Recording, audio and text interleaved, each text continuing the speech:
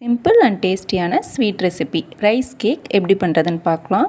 இது பண்ணுறதுக்கு ஒரு கப் பச்சரிசி 5 மணி நேரம் ஊற வச்சுடுங்க. இப்போது ஊற வச்ச பச்சரிசியை 3 டைம் நல்லா வாஷ் பண்ணிவிட்டு மிக்ஸி ஜாரில் மாற்றிடுங்க.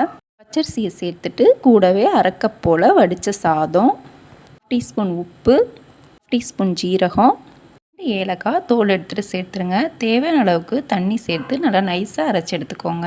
அரைச்ச மாவை ஒரு பவுலில் சேர்த்துக்கோங்க. இப்போது ஒரு பாத்திரத்தில் ஒரு கப் அளவுக்கு வெல்லம், அரை கப் போல் தண்ணி சேர்த்து நல்லா கொதிக்க வச்சுக்கோங்க.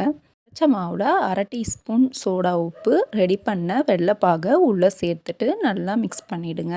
இப்போ ஒரு குக்கர் இல்லைன்னா அடிகனமான பாத்திரத்தை ஸ்டவ்வில் வச்சுட்டு 2 டேபிள் ஸ்பூன் எண்ணெய், 2 டேபிள் ஸ்பூன் நெய் சேர்த்துட்டு குட்டி குட்டியாக கட் பண்ண தேங்காய் சேர்த்து நல்லா வறுத்துருங்க.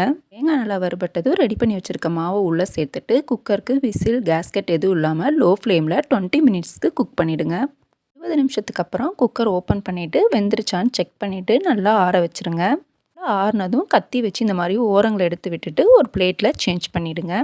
இப்போ இதை நம்ம பீசஸாக கட் பண்ணிக்கலாம். Super and tasty Kerala style kalathappam ready. நீங்களும் ட்ரை பண்ணி பார்த்துட்டு பிடிச்சிருந்தா சப்ஸ்கிரைப் பண்ணிக்கோங்க. தேங்க்யூ.